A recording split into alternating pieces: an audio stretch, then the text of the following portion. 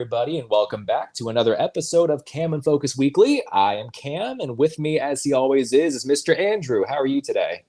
I'm doing good. How are you? I'm doing just fine. I'm doing just fine. You had told me earlier that one of your family members had a birthday today. Was it a big birthday? Was it a milestone? Well, it was his second time turning 25, I and then was I had a few years.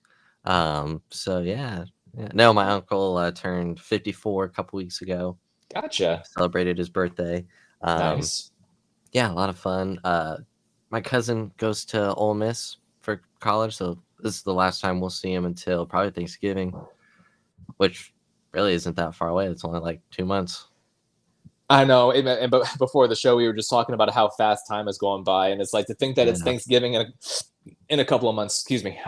That's yeah. just that's wild to think about.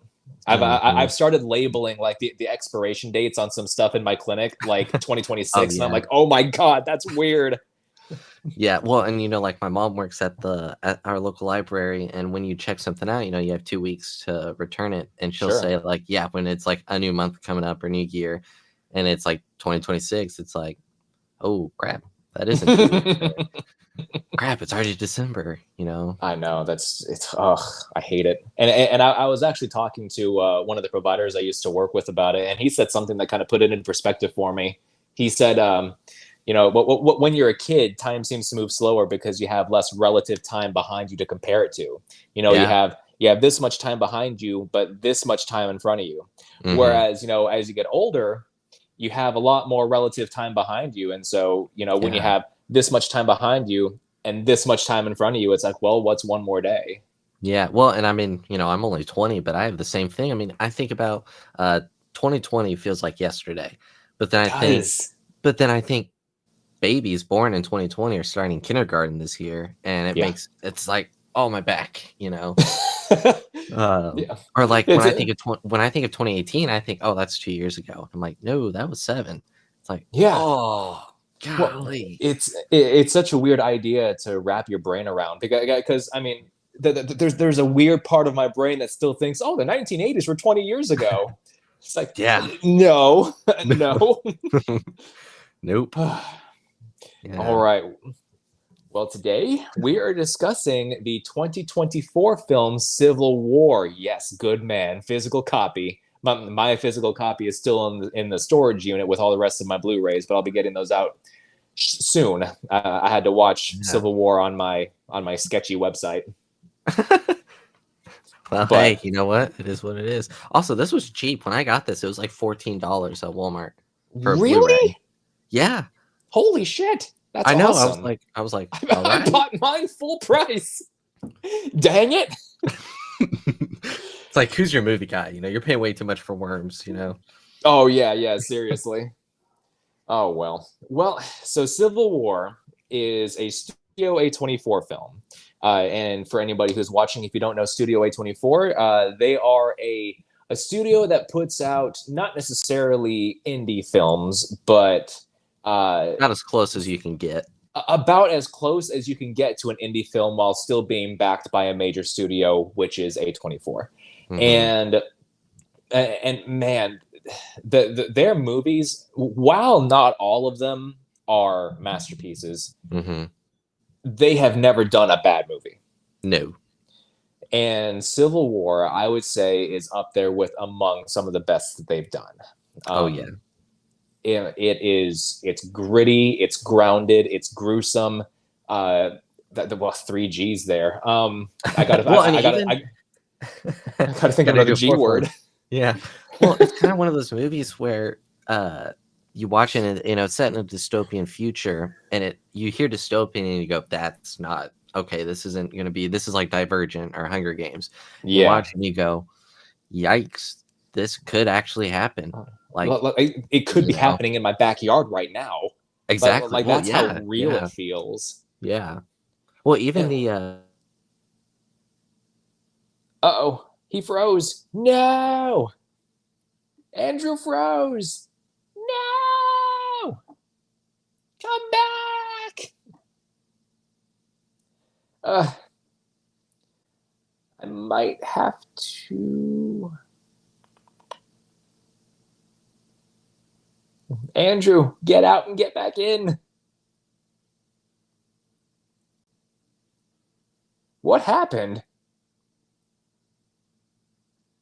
Are you there? What the Are you heck? good? Yeah, my laptop disconnected from the Wi-Fi for some reason. Oh, okay. Well, I now have two windows with your name open. Oh, there we go. Now it's just the Okay. one. Where was I? Oh, well, I was saying like even the opening of the movie, like if you're watching this movie, it's very tense and unsettling, and it hits you right at the beginning Yeah. with the scene of the president, played by Nick Offerman, is practicing a speech. But I was curious if that footage shown was real or not, because it kind of looks like it could be real, or maybe Sure. they did just film it for the movie.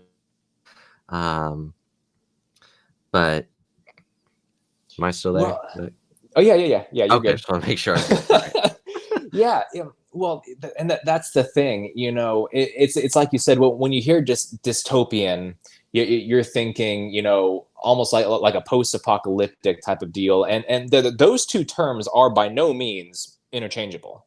Yeah. Um, and you go into this movie, and the only knowledge that you're given is one, you have two sides of America fighting each other, Civil War, Hmm. obviously. And two, part of the reason why this war is going on, granted it's not the reason, but it's a contributing factor, is that the president disbanded the FBI. Yeah. Now, how that affected the nation, you're never really given any information about it. Who the sides are that are fighting, you're never Hmm. really given a whole lot of information. Why they're fighting, you're not really given a whole lot of information. Well, and that part right there, when I was looking up stuff for the movie, I saw some complaints about that, and Yeah, and I can see an argument there, but really, when you're watching the movie, it's through the eyes of the press, yeah, the neutral and party. exactly, and when they're going all around, yes, they see that stuff's going on in the background, but they don't fully necessarily know why. Okay, these two parties are fighting. It's like Hmm. we're just here to take pictures, maybe get some questions in, but and two, they may not just care either, Yeah. you know. Well, when you're a war journalist, because that is a job, that is Yeah. an actual career, a war journalist, you have to learn to be indifferent because you are Hmm. going to see some stuff. You're going Yes. to see some stuff that makes it hard to sleep at night. You're going to see some stuff that Yes. makes it hard to live with yourself. And that's actually the genius behind having our audience proxy character be the character played by Kaylee Spaney. Hmm. Um, So she good in this movie. So Oh, good. so great, So good. absolutely. And she's the bright-eyed and bushy-tailed new journalist who's really just kind of dipping her toes in the pond. And Hmm. and the entire movie is her first experience with this career, and Yes. it's jaw dropping. I mean, not just the stuff that they were able to accomplish, in a filmmaking sense or a character acting sense, but I mean, just the genius of the narrative itself, because you don't know who's fighting and for what. But the thing is, it doesn't matter. It doesn't Hmm. matter who's fighting. It doesn't matter what they're fighting for. What matters is this character that you're following. This is her story. Yeah, and you can see what I love is this movie is not long. It's only an hour and 40 minutes without credits. Oh God, But and it simultaneously flies right by, and then but also feels like it's just the right length. and that's what I was gonna say. The pacing in this movie is like perfect So because good. there's scenes of intense action and then it slows down and you get to there's great dialogue between the characters and Mm-hmm. the character Jessie has an awesome arc in this movie because she starts out she doesn't know fully what she's getting herself into. She thinks she does. She's Yeah. like, "Oh, I'm trying to be like you, Lee." And you slowly see each time she sees something it has a little bit of an effect on her to the point where Yeah. all of them there's that scene where they all just have their breaking point, but you don't hear it. A lot of this movie is silent, and you just see it, Yes. especially when the pictures are taken, and that adds to the unsettling factor. There are times where I'm like holding my breath, I'm just so invested in the story, Yeah.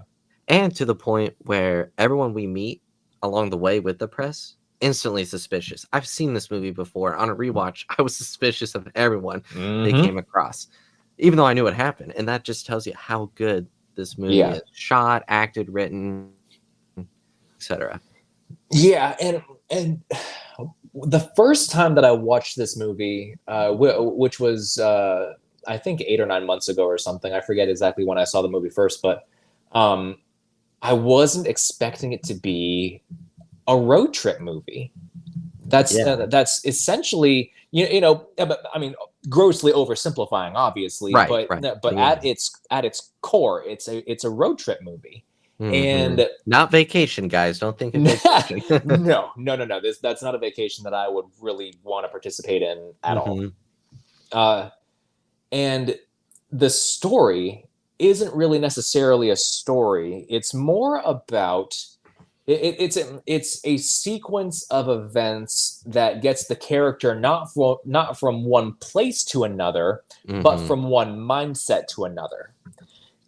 Because you see by the end that Kaylee Spaney is all in. You know, Hmm. she's taking the photos as the crazy stuff is happening, and she's not even blinking, not a hint of emotion on her Yeah. face. She goes from being that excited young girl who's interested in exploring this new career to someone who's jaded, who is guarded, who is walled off, who has separated her experiences from herself, and Hmm. that's a tough thing to see. It's a tough thing Hmm. to understand from a character perspective, because you want this girl to have a happy ending. You want her to maybe by the end of it be like, okay, you know what, this is too crazy, I maybe should walk away from this. But no, she's in. Hmm. She wanted to be like Lee, and that's exactly what happened. Yeah. Well, and it's almost like after when Sammy dies and she deals with that grief. And this tells you like how the chemistry is so great that these people have only known each other a couple days, but they have Sure. this connection that's like they've known each other for years. Mm-hmm. It's almost like after that and that scene with Jesse Plemons, which gave me chills. It's like there's a click in her, that's like all right, and or it's like the scene where there's the guys shooting from the buildings that when they made that pit stop and like if they're still going in the morning we'll go there, and she gets the pictures and it's like yeah, it's like each time she slowly starts to get kind of desensitized to it almost Yeah, to the the point where I don't layers just get peeled away. yeah, to the point where I don't want to skip too far ahead, but that final shot is mwah, um you know It's like, and like I it's so love good. I can't praise this movie enough, man. it's I'm glad you brought that up. I adore the way this movie is shot. I Hmm. love it. I love it. I love it. And there's one shot in particular that I'm thinking of. It's in the scene that everybody talks about. It was the most marketed scene. What Hmm. kind of American are you? Yeah. Um, Jesse and what one of the other guys, I can't remember his name, Oh, was it but they're Tony? it probably is that they're on their knees, and they Hmm. and by the mass grave. Oh yeah. As the others in the group are approaching, the camera slowly goes from the mass grave, where you see the Hmm. border of it kind of near the top of the screen, to slowly rising to show the group approaching. Hmm. And it's just a simple shot like that that really gives each scene such a huge sense of, I don't know if grandeur is the right word, but Hmm. just it's so tense that just Yeah. and it's not even that anything crazy is being revealed. He's like, Alex Garland is just showing the Hmm. group walking towards them, but like even a small moment like that is given the most meticulous care when it comes to how it's shot.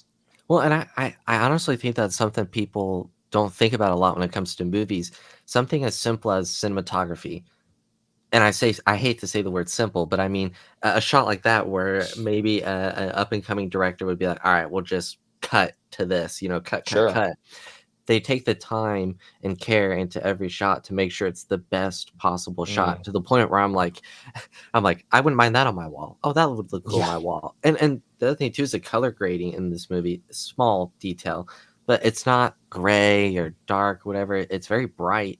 And It's there's so that crisp, scene, and it's yeah, with the fire going on in the woods. I was like, man, that's just the color just pops. It's and very good. you would think with a movie like this, any other director would be like, okay, let's make everything drab. Let's make it all gray. Let's make it really reflect the how dire the situation is and the dread that everybody's feeling. But no, not Alex Garland. Ew. He wants the colors. He wants high contrast. He wants Mhm. everything to pop, and you see that a lot in Ex Machina. Yes. Like Such a good movie. his use of red in that movie is unfreaking believable. Ooh, I'm getting Mhm. chills just thinking about it. Yeah. Like people, a lot of casual film viewers, some might pick up on this and some might not. And if they don't, it's Mhm. fine. But the use of color in film is so important. Mhm. In the hands of a director who knows what he's doing. Um, I'll use John Wick as an example. Oh, yeah. Well, anytime John Wick enters a blue light, Mhm. shit's about to go down. People are gonna die, Yeah. and I watched the whole thing, and I'm blanking on who put out this video on YouTube. I think it might have been Brown Table, but like there was like a huge long video essay just talking about the use of color in that movie and what each color signifies. And with Alex Garland, he doesn't quite have a in this film in particular, he doesn't quite Mhm. have a motif when it comes to color, Mhm. but he wants the color to stand out. The color is Yeah. like the one bright thing about this movie. Mhm. Yeah, and that's something where, like, to the average film viewer, they'll be like, "You're talking about the color of this movie?" Yes, I'm And talking about yeah, the color. it's a small detail, but it really makes a It's difference. so I mean, important. it So important. I'll equate it to, Greg Fraser, Mm. awesome Oh, cinematographer. mwah. Think about Yes. of course, there's Dune, of course, but there's, think about, The Batman.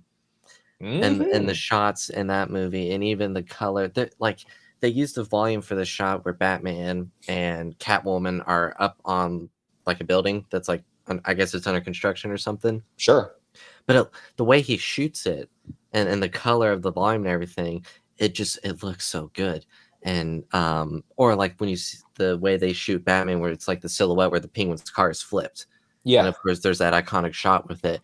It I don't know, it's details like that that when you add them all up over the course of an hour and 40 to 2 hours, it makes a difference. It does.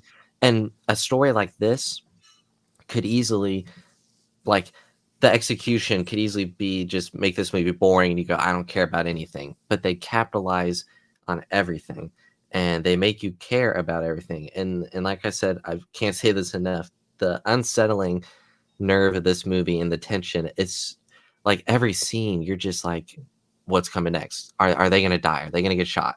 You It's know? because there's so much silence, so Yes. much of it. I'll bring it right back to Jesse Plemons' scene. Oh my But gosh. besides the people talking, all you hear in the background is the chirping of like the bugs and the flies and whatnot in the back. You don't Yeah. hear you don't hear wind blowing. You don't hear any score. You Mhm. don't hear any background ambiance of like of synthesizers or anything like that. It's Yeah. just the sound of outside, and that coupled with what you know that you're seeing, it's so like unsettling. It makes my skin crawl because at any moment that silence could be broken, and it is. Yes. Oh yeah. Well, and Alex Garland did the same thing in Warfare.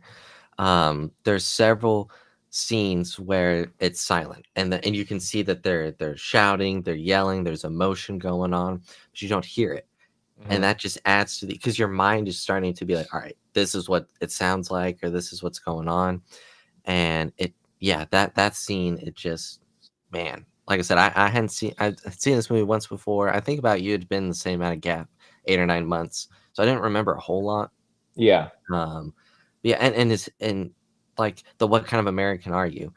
We that's one of those where when you're the press, you don't know which one's good. You have like a 50-50 chance of either of being shot, Yeah. depending on where you say you are, you know? Yeah, and that's the awful thing about being neutral in a situation like that because when you're confronted by one side of a conflict, Mm-hmm.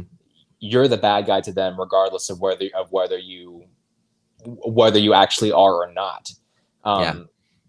It didn't, because all it would have taken would be for them to say, "Oh, well, I'm from I don't know, California." Done. Yeah, exactly. Well, and because Texas and this is the one unrealistic part of the movie, Texas and California working together. Um, Yeah. but Well, yeah, exactly. I'm Just sure these, there are extenuating circumstances there. right. If we got to that point, I'd be like, okay, get to the bunker. You know. Um, Yeah. Funny enough, Jesse Plemons is from Texas. Mm. Um, And every time I see him, I always know that I've seen him in a bunch of things, and yeah, he was in I always blank on where I've seen him from. he was in Power of the Dog, which was a Netflix movie. Mm. I could be mistaken here. I think he was on Friday Night Lights. I could be mistaken. He was on a big show. Was he in Breaking Bad? I think he was in Breaking Bad for a few episodes. I'm not sure. I could be blanking. I could double check. But another thing, Kirsten Dunst. I know they're married, so segue. But I haven't seen her in a whole lot of things. But some of the stuff I've seen her in, I haven't been the biggest fan of her acting. Yeah. This movie, however, my favorite performance from her. Easy. Yeah, I was going to say the fact that she didn't get, as far as I remember, the fact that she didn't get nominated for anything, I was like, wow. I mean, just yeah, she lays it all out on the table, and this is such an unusual role for her because, especially back when she was younger, she kind of fell into the niche of being the cute redhead, you know, the bubbly, you know, excited, whatever. It's very much in the Spider-Man movies, I can tell you. Yeah. Well, that's the first one that people think of, but I'll actually take it a little bit back before then. Did you ever watch the movie Small Soldiers? You know what? Oh, is that the animated movie?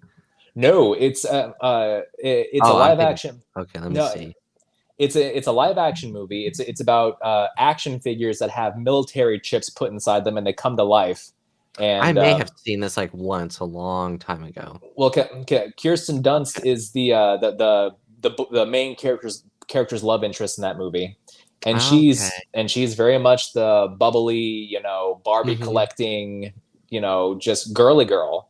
But with Civil War, she is jaded. She's grumpy. She's aloof. She's standoffish. It's so different than you'd expect from her, because when you think of Kirsten Dunst, you know, it's like you said, the first thing we think of is MJ from Spider-Man. Which I'm sorry if there are people that like her as MJ, that's fine. She has moments where she's good. I'm not particularly a fan of her in those movies. There's only so often that a girl can scream as she's falling and have to get rescued by Spider-Man before I start to think that there's nothing more to her character. Yes. Well, and even I don't mean to go too off the rails here, but she's awful to Peter. Like, I'm like, Peter, what did you see? Like, come on, dude. Like, okay, you have a girl. I know she's toothpick skinny, but you got a girl saying, I'll bake you cookies, get you milk whenever you want. And you're like, Ursula. And you're like, buddy, what the heck? Fumble of the century. Hell, I mean, Gwen Stacy was a better match for him than MJ was. Yeah, I saw a video on that, or a meme. It was like, Peter really turned down Gwen Stacy for MJ. Like, yeah. That's if I had a picture, I'd put it up there. You know, Bryce Dallas Howard. She's. Oh, we're getting about as red as Ex Machina, but is Alex Garland filming me right now? Yeah. And then I just open my blinds and there's a camera lens right there. It's like no, it's you know okay. What? Keep going. He's one of those people where he could be filming this and it would be entertaining. Like, he would film it and he would cut our conversation together and have it be like super tense and super stressful. What we'd be laughing and he would figure out a way to edit it and make it uncomfortable. Yeah, he cuts out the sound so it's like like I mean, Alex Garland, he's a filmmaker's filmmaker. I mean, but between Civil War, Warfare, Annihilation, Ex Machina. I mean, this 28 Days Later. He didn't direct Yeah. it, but he wrote it. Yeah. I mean, this guy is just a freaking powerhouse. And I remember that he had said after Civil War he was going to retire, and Oh then wow. Warfare came out. Have you gotten a chance to see that? I haven't gotten a chance to see Oh, it yet. I've heard pretty much nothing but good things about it, and the people who have bad things to say about it are like, oh well, it's boring and nothing happens. It's like it's not about the war; it's the character no, drama. it's literally so what was cool is Alex actually co-directed it with one of the real life army soldiers that was based on the real events of. And it's like an hour and it's a short movie. I think it's an hour and a half, and it's only telling, I want to say, like a day of like when they were trying to get rescued, but it's so intense. It's like Civil. I may say it's even more intense than Civil War, and that's saying a lot because Civil War is quite intense. Yeah. But even to the point of like the scene in Civil War when they're driving through the town and it just looks like normal, and they're like, "Did we go through a time portal?" And you get to see them have a little bit of fun, but then they realize very quickly that that town, look up to the building and they have people up there. I kind of took it like it's being monitored or controlled. I don't know if that was what they were getting at or not. Yeah. Well, it's almost like the happiness and the joy and stuff that you were experiencing was just a facade, because Yeah. you always have this this dread of war just looming over you, because it's like you said, you had the guys up in the crow's nest with like the sniper rifles and stuff. Yeah. So it like nobody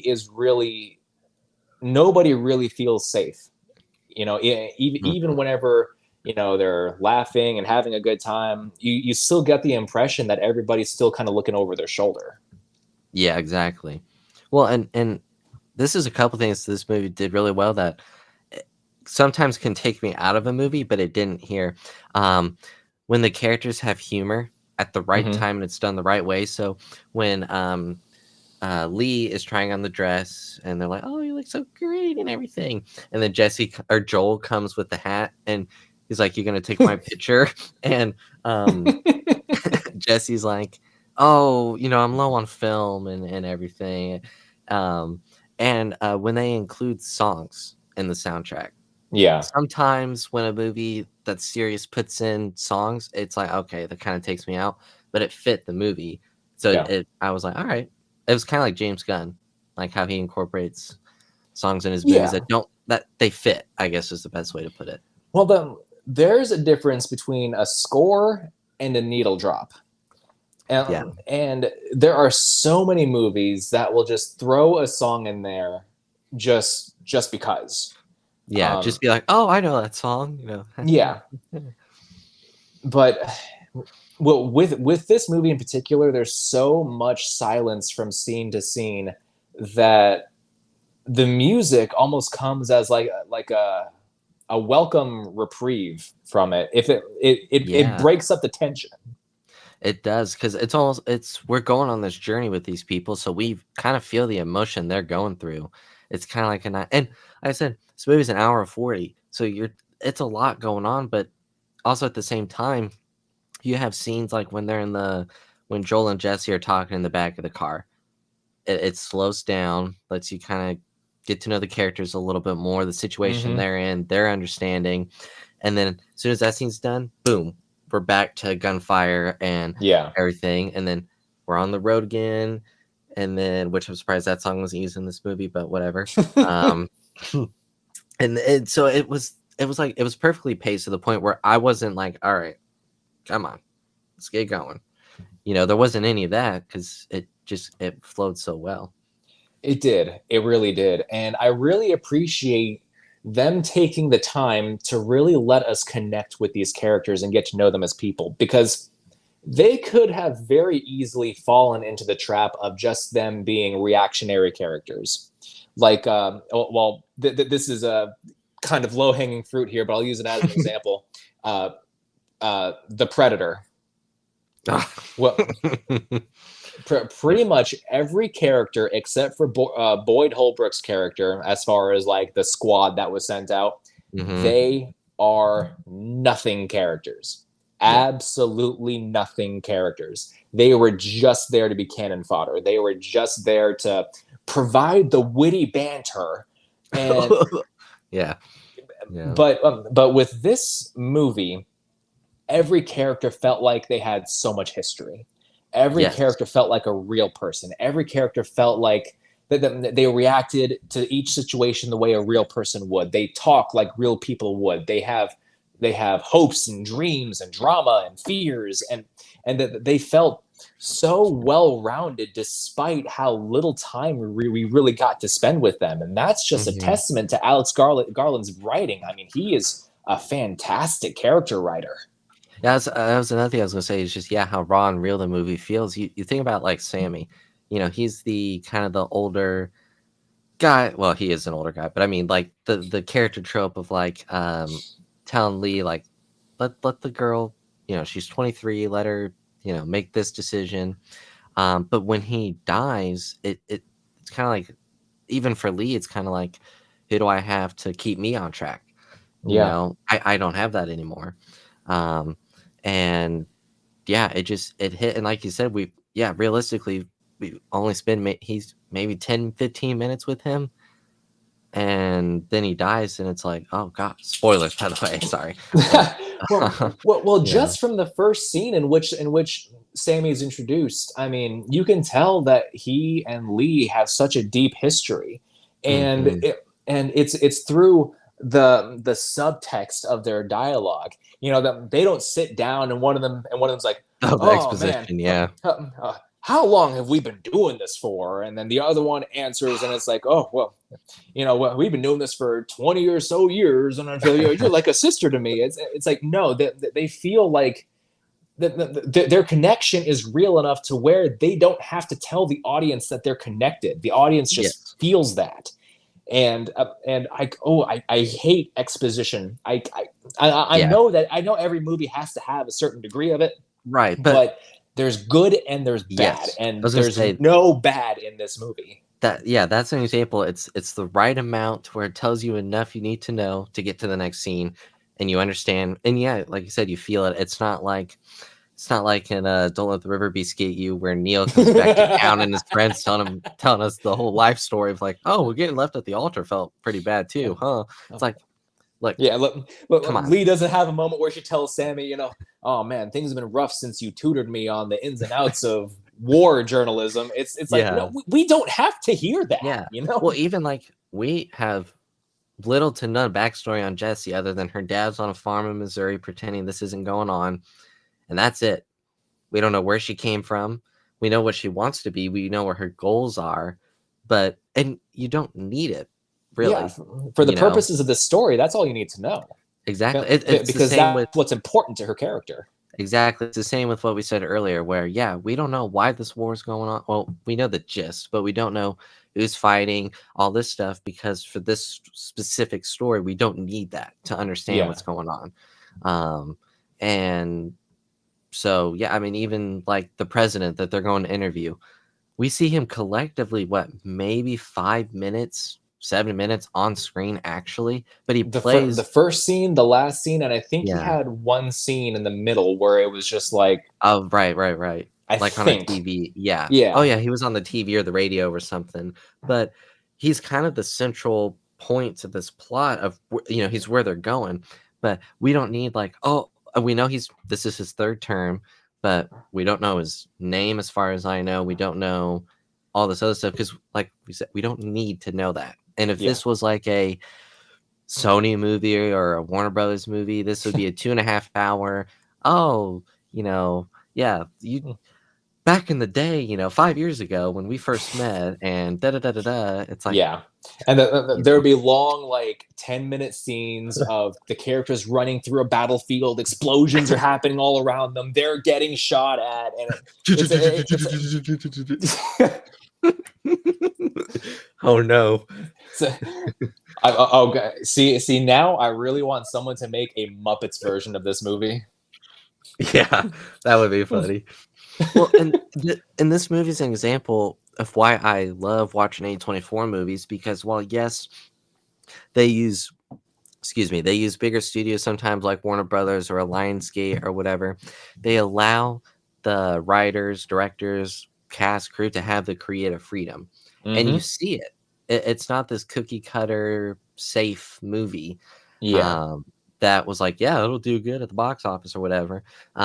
It the quality is there, and I think you're satisfied at the end of the movie, and Yeah. that Well, the Muppets would be like Civil War's here. Muppets would be you can't even see it, you know. Mr. President, can we get a statement? Oh, I love that. Don't let them kill me. That'll do. So good. It's so Oh, good. It is uh, such a good ending. Like yeah. good.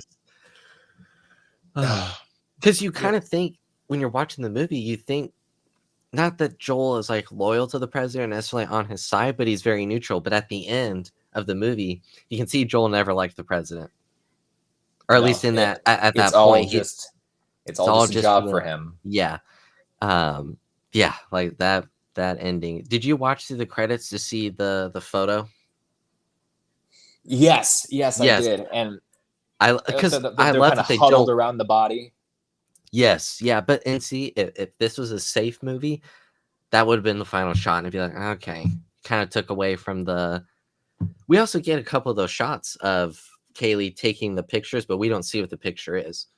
It's just her taking the picture, which I So like. yeah, well, you see this a couple of times in the last scene of the movie, as they're moving through the White House. Like Hmm. the president's secretary who tries to stop the soldiers Yeah. and negotiate with them, like he wants safe passage to Greenland or something like that. Hmm. She gets shot. You don't see her get shot. You see the Yeah. picture that was taken when she gets shot. That is freaking genius. I And I love that. and I love. I know we said this earlier. I love that every picture is silent. You don't hear Mm, anything because yeah. and there was like that scenario earlier in the movie when they go to that gunfire that's going on. And yeah, she takes a picture of the guy getting shot, and it's like stop motion, but Hmm. it's so well. It's not. I wish I could say it's not show don't tell. No, it is show don't tell. I don't know what I'm saying, but it's like I don't know how to describe it, but it's like it's just so good. Um, Yeah. Well, yeah. The audience will see that mhm. and immediately get the impression that this person is dead. Well, we don't have to have a shot of somebody coming, like squatting down, Yeah, checking the carotid, and looking up. yeah, It's like he's dead. exactly.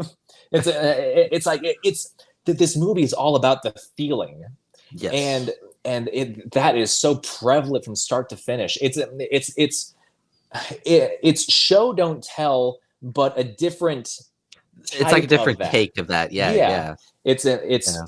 it's feel don't tell. That's a better way of putting it. Yeah, I feel like that'd be the more Exactly. apt way to describe that Yeah. because this movie is all about what you're seeing. Well, like what you see is making you feel. Yes. Yeah, and that's it's so hard to do this well because I've Hmm. seen movies like this and it's like, okay. Um, but this is a movie where I watched this yesterday. I could throw it on today and get the same feeling. Because it's done so well. Yeah. I don't know how else to put it. Like you said, you put it well. It's feel don't tell because like the chilling scene with Jesse Plemons. I know I keep going back to that, but that is It's very so much good. it's a feel don't tell because like you said, it's silent.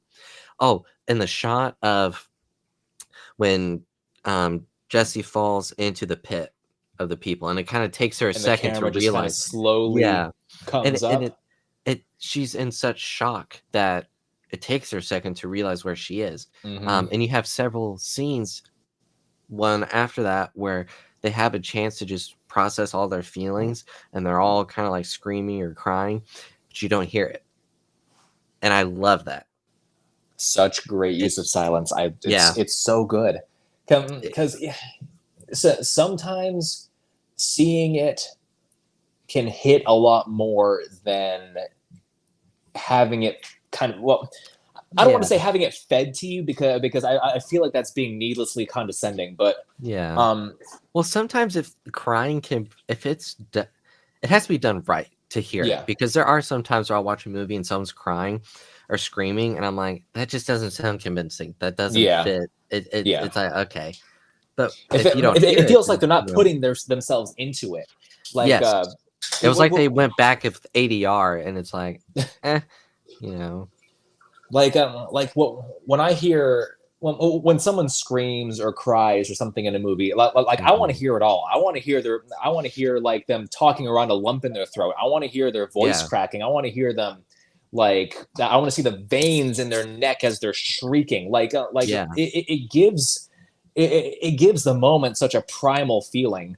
And yeah, sometimes having those moments be silent makes it heavier. yeah. I'll use an example. Better not In steal Harry, mine. I this is a very well known example, so I might be. But in Harry Potter and the Order of the Phoenix, That's good. whenever Sirius Black is killed and all the sound just cuts out, and you can see that Hmm. Harry is screaming, but you don't hear it. I feel like that hits so much harder than it would have if you did hear it. Yeah. Oh yeah, 100%.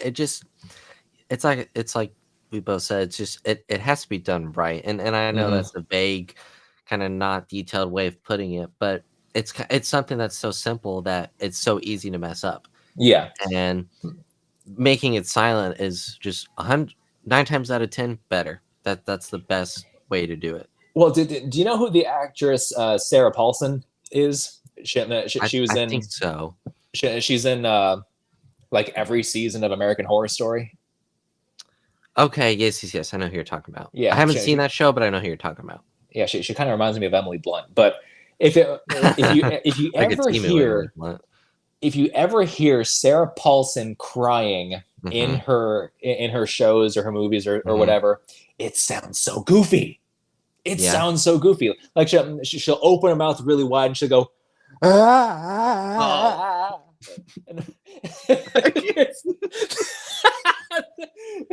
That was like the best impression I could put forward of Sarah Paulson crying. It's That just makes me never want to check out any of her stuff. like she'll do that and she'll like throw herself back. So, so with something like that, Yes. make it silent. Please, good grief. We'll get the right idea. We'll get the gist of it. Just make That it would be silent. something where, like, like you show that to your family and go, guys, look at this. Okay, no, thank you. That's making me cry because I am concerned at what I'm watching. Yeah. Yeah. Well, I mean, even another Alex Garland movie. I mean, even 28 Days Later. I know he wrote it, but you feel that I said this in the pre-show how that movie is not shot on the best quality camera, but man, do you still feel the tension of that movie and the Yeah. unsettling vibes of it, and it's because it's written so good, Yeah. and the actors are so good. It was like they were allowed to act. They Oh, weren't. Cillian Murphy. Oh, They weren't. I love him. Yeah, He's so good. they weren't for it. It wasn't like they were like, all right, you have to do that. It was like the director Danny Boyle wasn't like, all right, you have to do this, and you can't improvise, and you can't whatever. It's like they were allowed to do the performance to the point where even the girl in the movie is good. Like her performance is good, all things considered. The movie wasn't.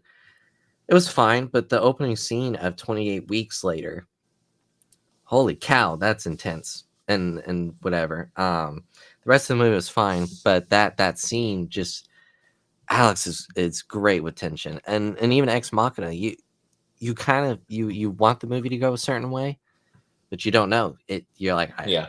I can't guarantee it. Well, yeah, Alex Garland is really good at expectation subversion in a way that you look back and you're like, I don't even know what I was expecting. Well, Yeah. because like Ex Machina, that's an easy example. I think it's like the third or like the second or third conversation that Nathan and Ava have, and she comes out with, "Are you attracted to me? Do you want to be with Mhm. me?" And you're thinking, "Oh, okay, well, he's gonna fall in love with her, and then Nathan's not going to like that, and he's going to shut the whole thing down. But instead, Nathan lets it happen because he knows what Ava's doing. She's just manipulating him to try and escape. And you think back on it and you wonder, like, okay, so who was really being tested in this Turing test? Was it her or was it him? And the very last scene, whenever Nathan is trapped down there and he's trying to bust the door down, silent. You don't hear the chair hit the door. You don't hear him screaming or crying. It's silent, and that makes it feel so much more dreadful. Yeah. Oh, and yeah, that I think that was I believe that was the first movie I saw that was written by, and I believe directed also by Alex, right? Definitely directed. I think written. I'm pretty sure written, but I'm not 100% sure. Okay. Well, for sure, first Alex Garland movie, and I remember just being like what I thought this was just going to be. All right, nerd is coming to interview robot, and rich guy, it'll be fine, you know. A movie that I just thought of that if Alex Garland worked on it would be so much better. There was a movie a couple years ago on Netflix called Spiderhead, I believe was the name, with Chris Hemsworth, and it's got Miles Teller and everything, and it's I love Miles Teller. Yeah, maybe not for this movie, but Chris Hemsworth is like this doctor. He's got this lab, and I want to say it's people that are like in prison or something like that are brought to this island to do testing, and it's like drug testing, but it's like I only saw the movie once. It sounds weird, but it's like the tense movie if you don't know necessarily what's going to happen next, but it wasn't executed right fully. But I think if Alex Garland had worked on that movie, I'd be like, holy crap, Spiderhead is like the most random title, but man, is this movie good. Yeah. You know? Well, he got brought on to direct the Elden Ring movie. Now, I saw that. Now, I don't know how familiar you are with gaming, but there is a genre of games called Souls-like games I've seen you mention those before. Yeah, they're really like dark fantasy RPGs.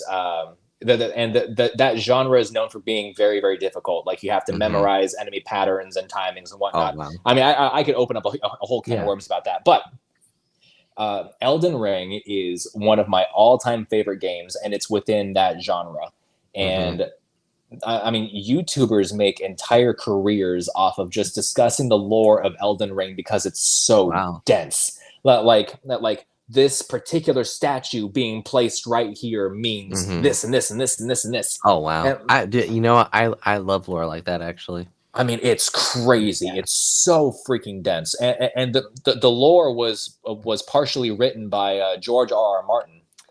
Okay, I remember there being a connection there. Yes, okay. Yes. And there's a movie adaptation in the works, and Alex Garland has been brought on to direct it, and I am so freaking happy about that. I don't know if this is true or if this was made up, but I saw something talking about that girl who plays Jessie on Callie Spaney. Is that her name?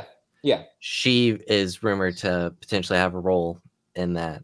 If you ever get the chance, assuming you haven't already, check out Alien Romulus because she is in that. She's the lead. Holy cow, she's awesome in that movie. And that's another one where not Civil War level, but it's tense at the end to where there's a creature that appears at the end of the movie. Yeah. I was scared in the theater. Like I was like, all right, let's turn on the lights, please. Like, holy cow. So anyway. Yeah. And really it's about time we got a good Alien film. And that was the Prey. What Prey did to Predator, Alien Romulus did to Alien. Yeah. Well, I mean, we got Prometheus, and it was okay. Okay, it was good. I'll give it that. Yeah, it was good. I mean, it's Ridley Scott doing what Ridley Scott does best. Do characters do stupid things? Of course they do. But I mean, what do you expect in an Alien movie? They're going to do that. But the problem with Prometheus was that it simultaneously had all the story and none of the story. Like it didn't answer any question. I was like, I can tell you everything and nothing about this movie. Yeah, it didn't answer any questions, but you sure as hell left with a whole bunch more.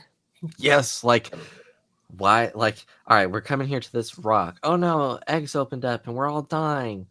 Main character gets away. Like, okay, but yeah, well, and then you get Alien Covenant, But which completely undoes everything that Prometheus did. yeah, You know, I didn't like Covenant at all. I actually bought the Steelbook Blu-ray for it because because I was like, oh, you know what, it's there, I have the money yeah, for it, why let's not? just go ahead and do it. I got it home and I watched it, and by the end I was like, ugh, Yeah, I I have it can't in return it the. because I opened it. That's the worst feeling when you buy a movie you haven't seen and you're like, I hope it's good.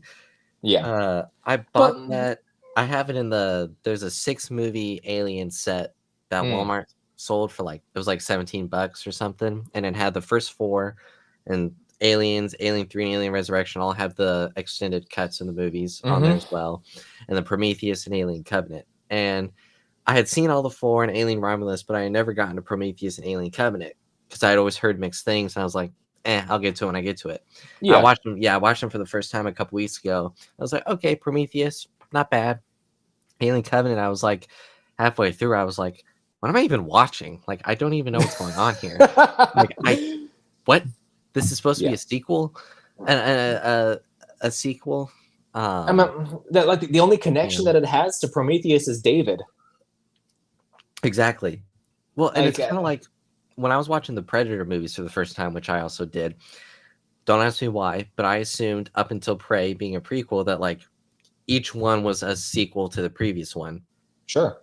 But they're all standalone sequels, and it goes like this: you got Predator, Predator 2, Predators, The Predator, Prey, and then Killer of Killers, just below Prey. In between Prey and Predator. I was like, holy crap, this is a roller coaster of a franchise, and I'm too deep in to back out. And then I came across the Predator, and I was like, oh I no. actually have I have a copy of Predator in my Blu-ray collection that came out around the same time as Deadpool 2, and Yeah. and at that time the Marvel was doing this promotion where the covers of certain movies were remade to have Yeah. Deadpool on the covers, and Mhm. I got Predator and I got Office Space. Nice. Yeah, I made a mistake of before I dove into the Predator series. I found a copy of The Predator at my thrift store on Blu-ray. It has a cool uh why am I blanking on the it's got a cool basically just a cool slipcover. I was like, "Oh, this is the Sure. first." I thought the first Predator movie was called The Predator. So I thought I was Oh buying no. the first I'm movie. so sorry. And I get, I put it in my collection or whatever. And then when I'm going to buy the other Predator movies, and I see that the original one is just called Predator, I'm like, what the heck did I buy? It's like, did I buy like The wrong one. yeah? I was like, oh The crap. absolute wrong one. So now I have 2 Blu-ray copies of The Predator. Ah, but it's like I only spent 70 cents on the original. It's like just I don't know. I was like, oh no, I gotta do my research better. Yeah. Yeah, well, What's I this mean, war movie? Emu War? Let's give that a shot. Yeah. oh $5 for a Blu-ray? Sure. Why was it at the bottom man. of the tomato soup aisle shelf? Someone So, just put it there. oh, so somebody wrote across this movie in Sharpie just one word: don't. Don't the Emu War? Well, Okay. let's pop it in. Let's see what's going on here.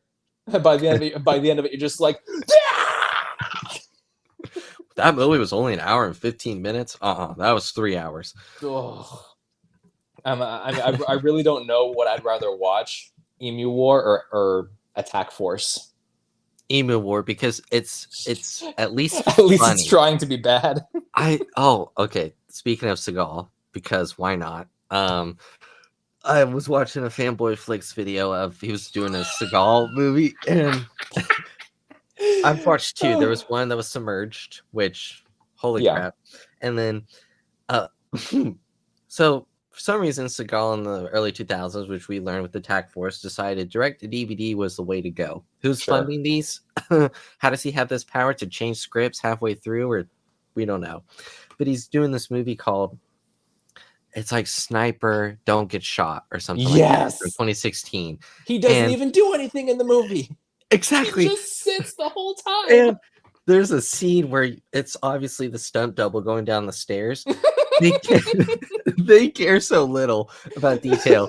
He's not even wearing the same hat. They can't- the unfortunate truth is that they can't get a stunt double that weighs as much as he does. So you see it, it's like, wow, Steven Seagal lost 40 pounds for this shot.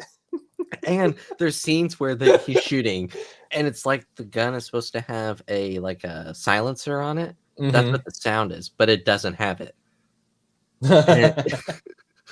And he does that. He's like walking around with the gun, and he's like shooting, but he's like moving the gun around like this. Or there was a scene where he sits like this for like 10 minutes of the movie. He's just doing this. And I don't understand how he ever just, I don't know. I've seen like one Seagal movie all the way through, which was Attack Force, and I'm like, I'm good. That's a pretty good example of what you can expect from any of his movies. And then there was that video that I tagged you in earlier today with Stewie Griffin. But that's even more entertaining, at least. But it's like, I'm sorry, Seagal. I'm sure you had some talent at some point, but like, that's the most passive aggressive way of saying you suck these days, man. So that's the kindest way I can put it. Like, and I'll say this: I know we read the titles once. If for anyone watching, if you're still watching, go to Steven Seagal's IMDb. All right, look at his movies from like 2000 to 2016. It is the most generic sounding titles that tell you nothing about the movie, and the covers are not accurate to the movie at all. Attack Force, he has 2 pistols in the poster. Where were those in the movie? Yeah, like what the? Every movie cover, he just looks so bored. Yeah, there's one where it's like hard to kill, easy to kill, don't get killed, you got killed. And like, I'm not even joking. Like, those are movies. Like, they're worded like that. It's like Submerged. Okay, it's a submarine. He changed the script 3 weeks before the movie because he said he didn't want to do a movie with aliens or monsters. And it's like, yeah, how did he have that pull? Like, at that point, I'd be like, all right, you're fired, dude. Like, I can't afford all the KFC you're about to eat. He was a big name at the time. Every director wanted him. Yeah, it just good. And yeah, anyway. Have you gotten to Fanboy Flix' Neil Breen movies? No, I don't think I've checked out. Oh, I've been going through and like, okay, this movie looks funny. Yeah, you think Steven Seagal was bad? No, there was one. It's not. Oh, I'll let you finish. Oh, I was gonna say Neil Breen. Just watch Fanboy Flix' videos about his movies. All right. Yeah, I mean they're so awful, and he makes all these movies himself. He directs, he writes, he stars in whatever. Oh my gosh. There's a scene where Neil Breen walks in on his friend who's just shot himself, and he's cradling his friend in his arms, and the camera closes in on his face, and he's like, I can't believe you committed suicide. I cannot believe you committed suicide. How could you have done this? How could you have committed suicide? Just watch his videos, and my God, just make a day out of watching his Neil Breen videos. It's so funny. I was eating some chips while I was watching the video for that Steven Seagal movie. I had to pause 3 minutes in because I was going to choke on the chips. I was laughing so hard. I was like, I gotta stop eating. So I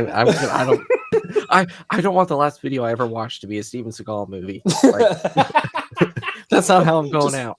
Just imagine you get to the pearly gates and you talk to St. Peter and he's like, oh, what happened to you? And you're just like, I was mugged. Just Yes. lie through your teeth because nothing could bring you more shame than saying you died to a Steven Seagal movie.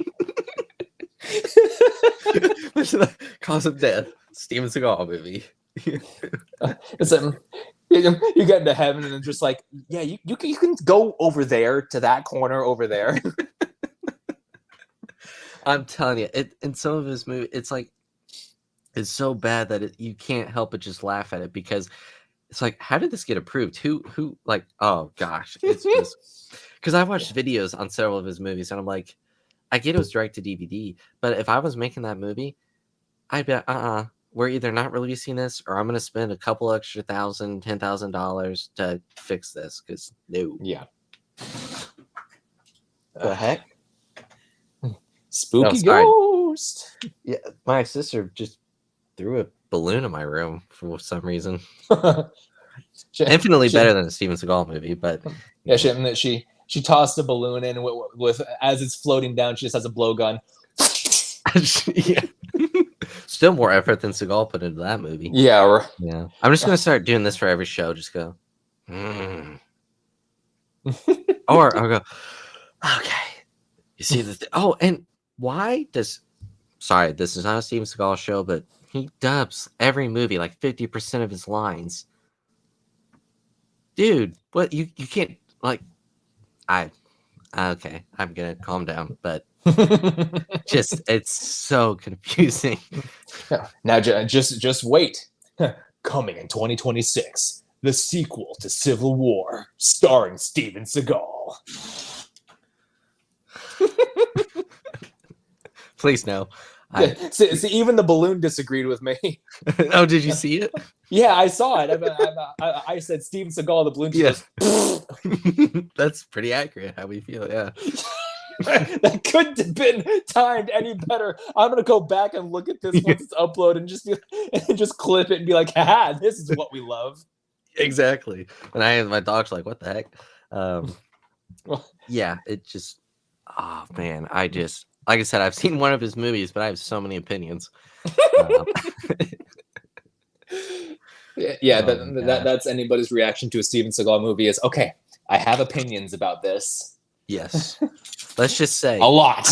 I would rather watch this 1,000 times in a row consecutively than ever watch a Steven Seagal movie again. I can't say I blame you there. Maybe not 1,000. Let's say 100 times. Well, let's because 1,000, I'd get tired of it eventually. As good as it is. Yeah. 1,000 times in a row would be a little. I'd have to much. be like Clockwork Orange, like.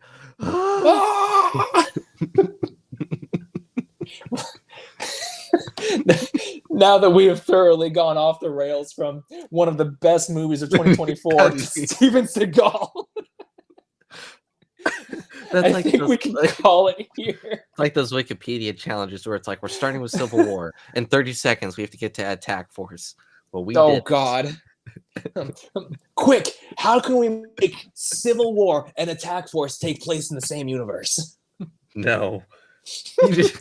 Oh, yeah. You see Seagal appear at the end of Civil War, and he says, "Need help?" And then What I've Done by Linkin Park plays. Directed by Michael Bay.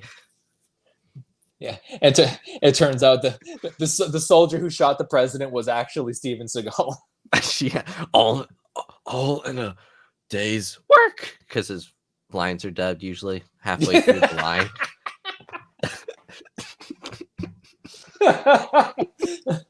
And meanwhile, the shot's kind of far away, and you can see his lips aren't moving. Yes. Yeah. Oh, the cuts. It's like cut. And I don't mean cutting bodies. I mean camera cuts, people. He air slapped the president to death. Oh my god! You know what? Only Steven Seagal could do that. Of course. All right. Well, oh man, I'd say we have thoroughly run this into the dirt. What would you? I guess to finish off with Civil War, what would you rate the movie out of 10? After my after my first rewatch, I would have given it about a 7. because like I had said before, you know, I liked what I was seeing. I knew it was a Mhm, good movie, but I didn't quite just get it. But mhm. after my second viewing, I'd say it's like a solid like an 8.5 or 9, somewhere between those two. Yeah, Which there are very very few movies that I can give like a solid 10 out of 10 to. Like same here. Yeah. like what Blade Runner 2049, that's a 10 for me. Heat Mhm. is a 10 for me. Yeah. Seven is a 10 for me. Mhm. And Civil War is a fantastic film. I mean, it's so great. I just there are levels in those other films in which I connect to it that aren't present in Civil War.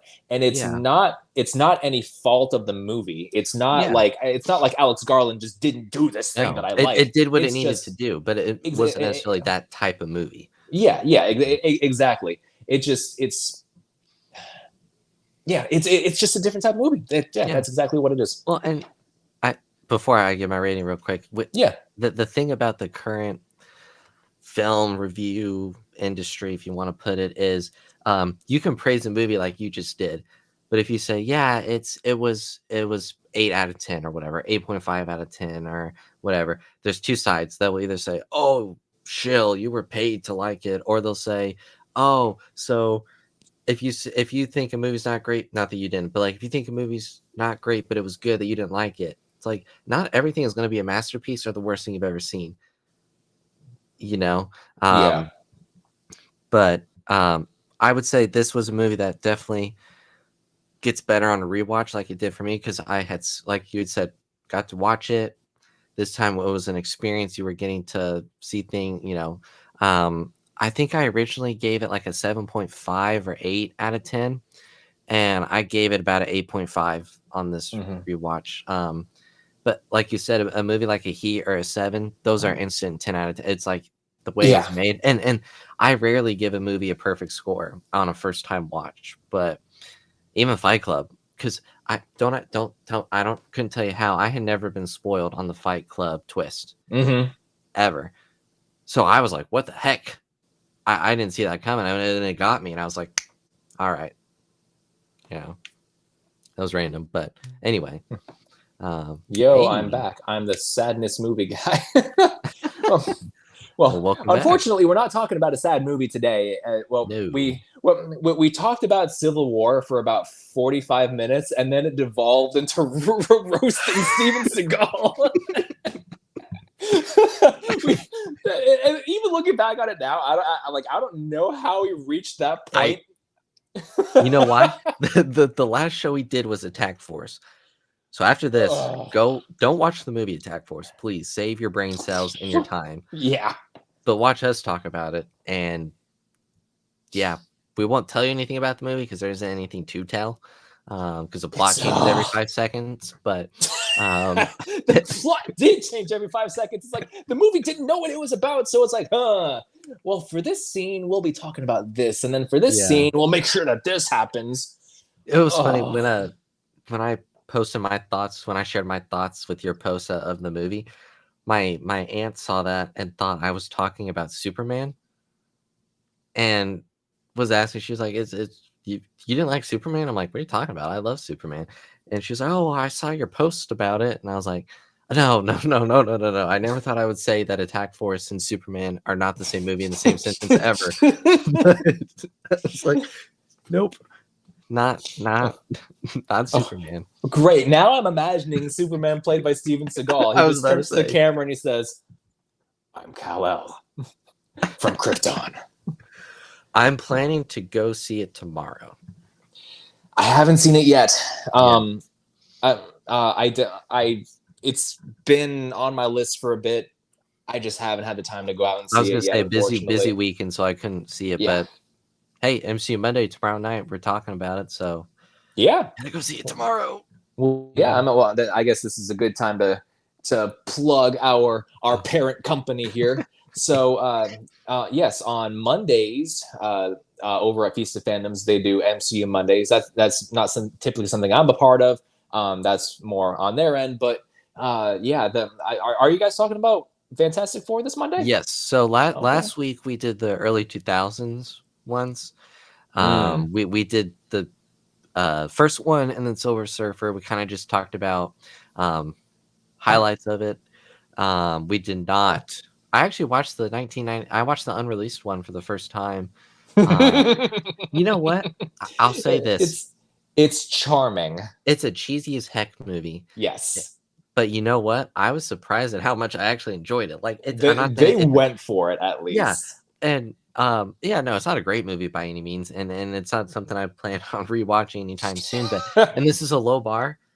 It's not the worst Fantastic Four movie. An unreleased Fantastic Four movie is not the worst Fantastic Four movie. It's like, and the gap isn't even close. So, yeah, but that, no, that goes I'm to Fan Four Stick. which I saw that once, one too many times, and hope to never have to rewatch it. Poor Josh Trank. I mean, Yeah. Here's the question. I've seen reports that say that he sabotaged his own movie, and then I saw reports that was like, oh, this isn't the movie that I wanted to release, and I mean, I don't know. All that I know is that the movie is terrible. Yeah, it was. Oh, I don't even. But yeah, yeah, we're talking about the new one. Thursday night, also on Feast of Fandoms. We have the Cantina Happy Hour. We'll be doing Clone Wars Season 1, episode, I believe it's 11 and 12. Nice. I believe, I think it's an arc. I don't remember. I think it's just 2 episodes. Mm-hmm. I also have a new weekly short series that I've started doing. I have 2 episodes out called This Week in Film, where I pick kind of popular movie, about 4 well-known movies that are celebrating anniversaries that week. Okay, this is becoming. I am being harassed. Well, next time a balloon flies out, you just Steven Seagal it away. Yeah. You're right. Yeah, like I do a bunch of everything and nothing. Better yet, get your stunt double to do it. Yeah, because I'm just gonna go. What are you out of breath from? I had to walk 5 feet. But but basically, I don't talk about I don't mention every movie that's having an anniversary because that would basically just be a podcast episode. But I highlight, so like this week I did Oppenheimer, Barbie. I mean, because whatever, those are popular movies. Got to do them together. Sure. Saving Private Ryan, Yes. and Once Upon a Time in Hollywood, which is my personal favorite Tarantino film. Brad Pitt. I know a lot of people. I like Pulp Fiction. I like a lot of his other movies, but there's something about Once Upon a Time in Hollywood. And no, it's not for the reasons you're thinking, folks.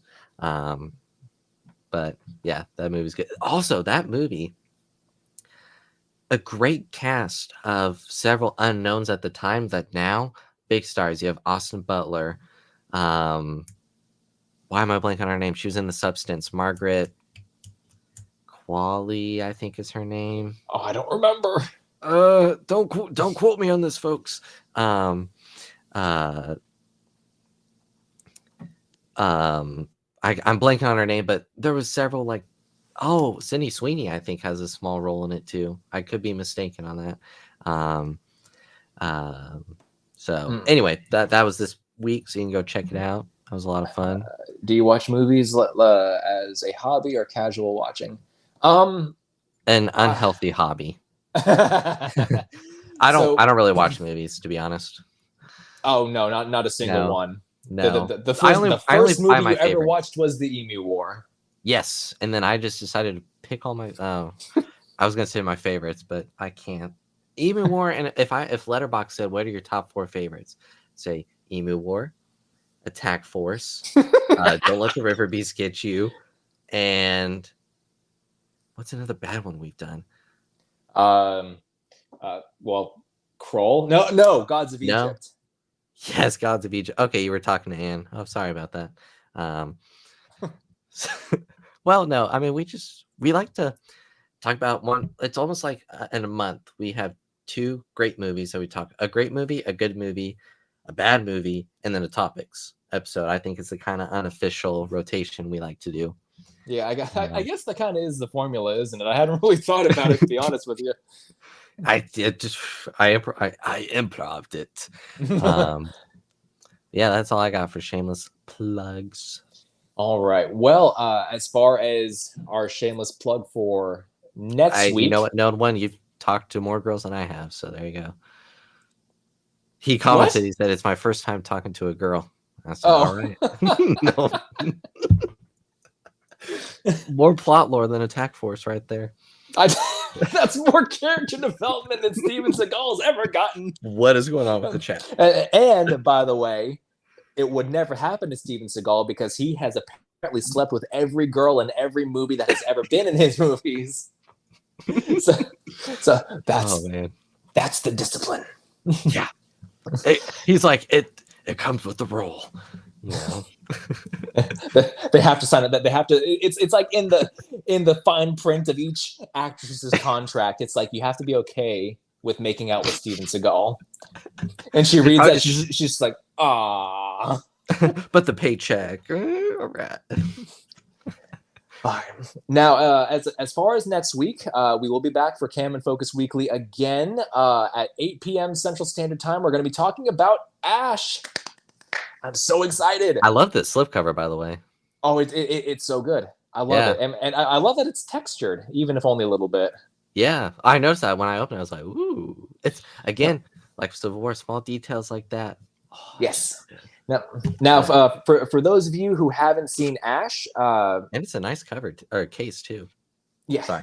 For those of you that haven't seen Ash, it came out earlier this year. It's directed by Flying Lotus, who, if you don't know who he is, he's a big music producer. He's also done some short films and stuff of that nature. And this was completely an indie film. The budget for the movie was never officially disclosed, but estimates put it at about 500,000. 500 million? No. about 500,000. Yeah. And apparently it grossed about 1.1 million, which that's pretty good. Yeah. Okay. Well, if you think about it, this movie had almost no marketing. Yeah. It hardly played in any theaters. I was gonna say my theater didn't play it at all. I had to drive like an hour and a half to go see it. And so when you think about these big budget movies that have to, marketing, distribution, theaters cuts, they typically have to make back about 250% of their budget just to break even. Whereas with a movie like this, it probably did turn a profit. It made back about, double its budget, and it still probably turned a profit. And with this movie being what it is, I mean, oh no, he's gone. Let me see. What happened?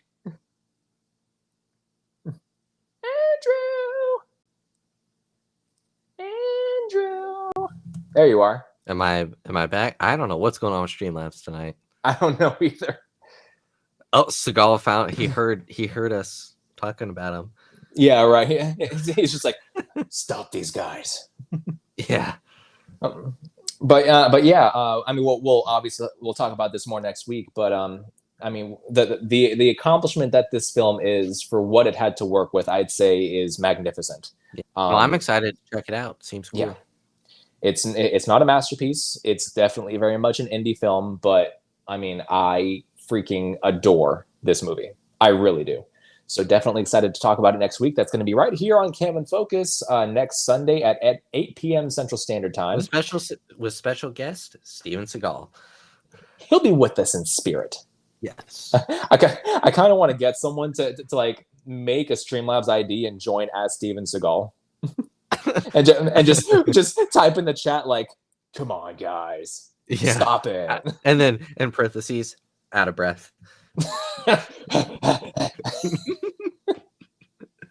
Oh my gosh. All right. Well, I'd say that about does it for today's episode of Cam and Focus Weekly. Thank you to everybody who has joined, and thanks to everybody who participated in the chat. Andrew, thank you very much for joining me for talking about Civil War. We'll see you guys next Sunday. Be sure to like and subscribe and all that jazz. Have a wonderful day.